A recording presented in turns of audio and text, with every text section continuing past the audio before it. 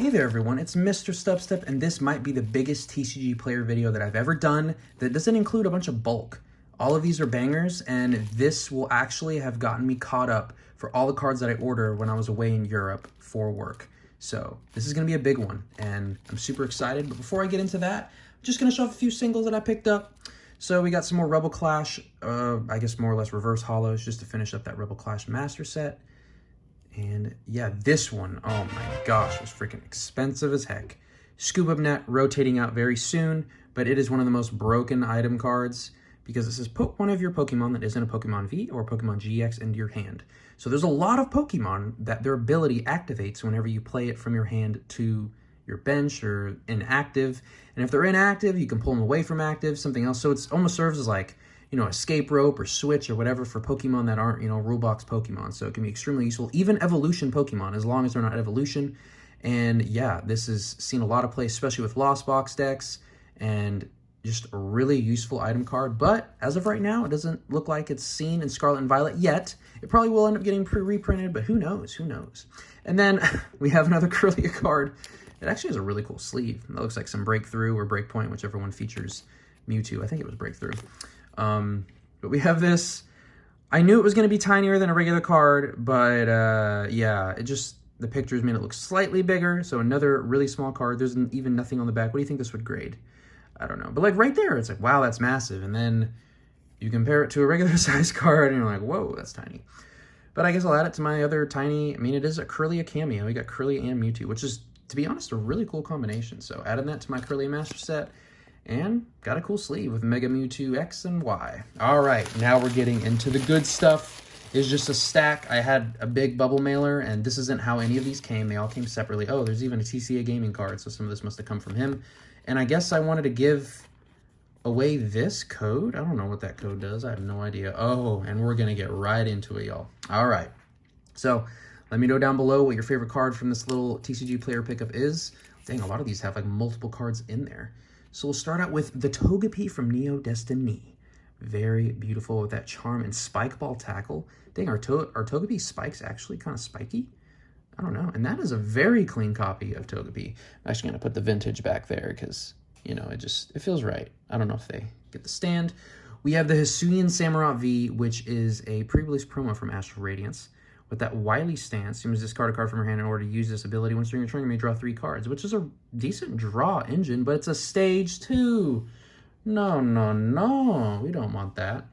We have the oh, this is a full stack in here. Let's pop this one open. We have the Hisuian Basculegion, that Grudge Dive and Jet Headbutt. I guess I should be showing at the back of these really quick, because once again, if I paid over $1, I will put condition and what I paid and all that stuff down below. And the word here, that Hurried Gate, once during your turn, may draw a card. So no discarding requirements. Ooh, look at that indent up there. Very interesting word here. And then we have another word here. All right. I might have 3 word ears, honestly. I think I might have this in my binder already. So might be putting these back on my store. I tried my best to make sure I wasn't double ordering cards, but sometimes when you're away and you're not officially receiving these yourself, things can get lost in the mix. This Magnezone is a beauty, though, from Astral Radiance with that Giga Magnet and Power Beam. Very nice. And because this is such a big opening and because I'm catching up on all of my cards that I ordered last year. Dang, is that like a... I don't know what that is. A little fuddy-duddy. I will be doing a collection update.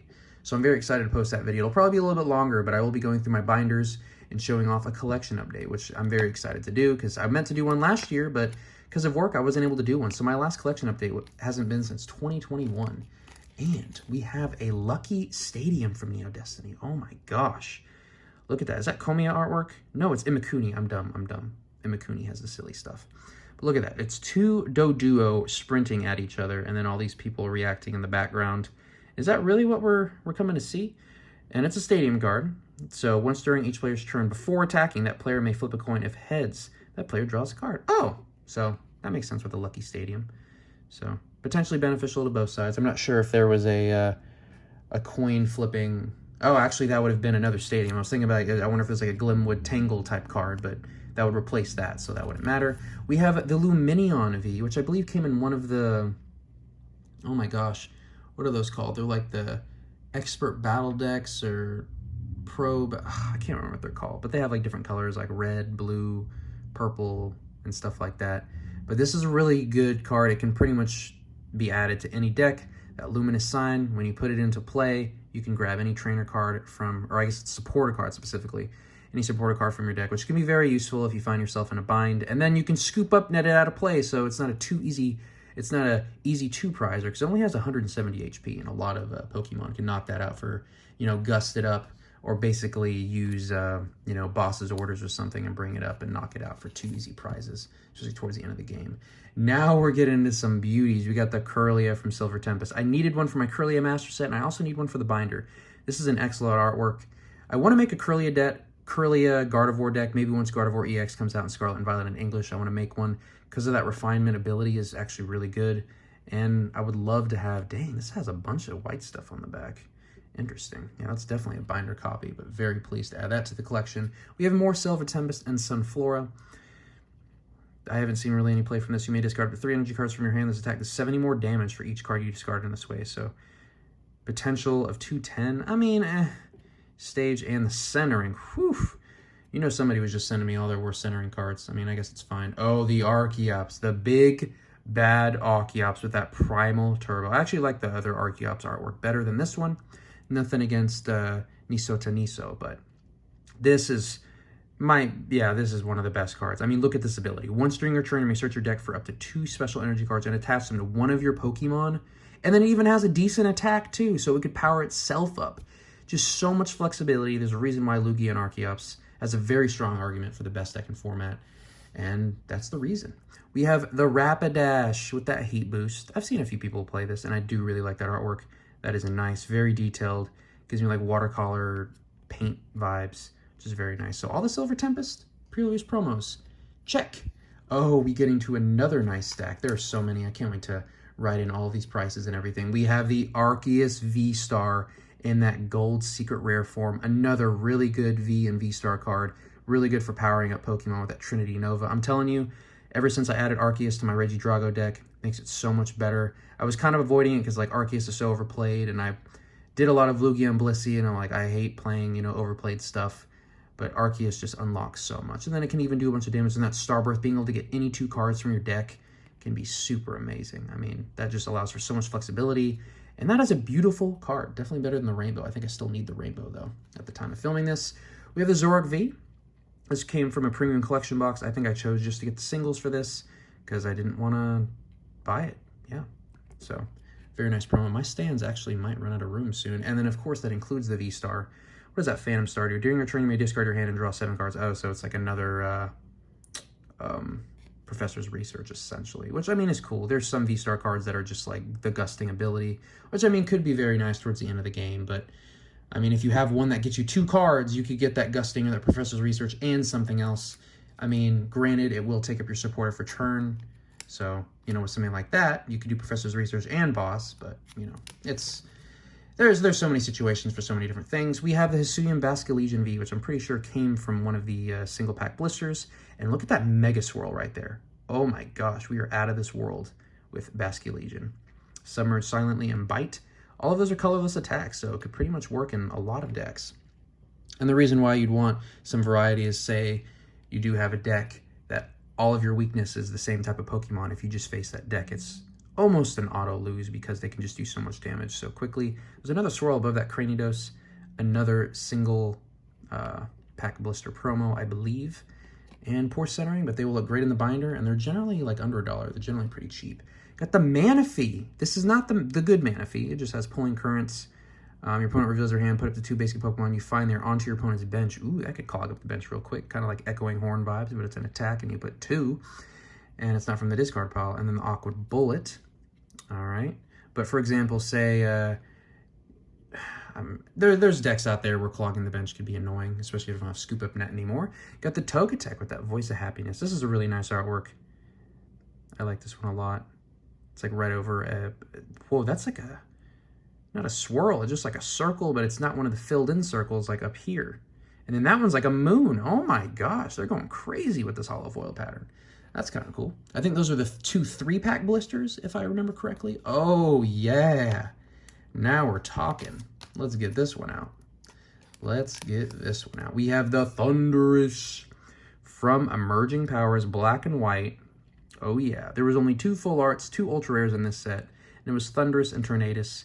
Probably the worst set of all time to ever be printed. Just nothing good, not even that many playable cards. But it seems like the perfect set for me to complete, so yeah, very affordable, and hopefully I can complete that soon. Oh man, this just keeps getting better. I can't believe I'm doing this. Maybe I shouldn't have done all these in one. We have the Dark Houndoom from Neo Destiny, and it's Jimeno, one of my top 3 favorite artists. Very beautiful. Just look at that Houndoom. That is such an amazing artwork. Who likes Houndoom? I think PokeRev might like Houndoom. I know Deep Pocket Monster likes Houndoom. But that's a decent card. Not the worst condition. Definitely good enough for my binder copy. Add that to the vintage background over there. Oh, we are continuing with some vintage and a beautiful holo ho-oh. Look at that. The rainbow wings just all blend in with the background. That is so nice. From Neo Revelation, got Stoke, Sacred Bomb, and Dive Bomb. So much going on this card. 90 hit points. Beautiful card. Actually, not the worst condition ever. I mean, definitely seen some things. It's lived a long life. Very glad to have it in this collection. And then the final card, final cards, I should say. This is a full stack. We have some Lost Origin pre-release. Got the Finneon, the Oceanic accompaniment. Nothing too important to write home about. We have the Gengar, though. We do have the Gengar with that Netherworld Gate. Once during your turn, if this Pokemon is in your discard pile, you may put it on your bench. If you do, put 3 damage counters on this Pokemon. Then put 2 damage counters on your opponent's active Pokemon for each of your opponent's benched Pokemon. Oh. Yeah, I know there's another Gengar, I forget what set it's from, that can move damage counters at will, and then you can use Serena to heal. I saw that as a pretty good strategy. It's pretty cool, moving damage counters around and everything. And then there's a lot of Pokemon that do more damage if they have damage counters on them. I think a lot of fire types generally do that, but there might be some more. The Comfey, this is a beautiful artwork for Comfey. Essential in every single Lost Box deck because of that flower selecting. It is such a great way to start out the game. You're scooping up, you're using Scoop Up Net, you're using Escape Rope, just getting and activating this ability as much as possible to get lost cards into your Lost Zone to, utilize the Cramorants and the, what is that mirror, oh my gosh, I forget what it's called, the Mirage Gate and all that good stuff, So adding a ton of promos. And finally, the Machamp, which is an amazing artwork from Machamp coming right at you. Would not want to be grabbed by Machamp. It's already hard enough getting out of one person's grip, but getting out of 4 grips.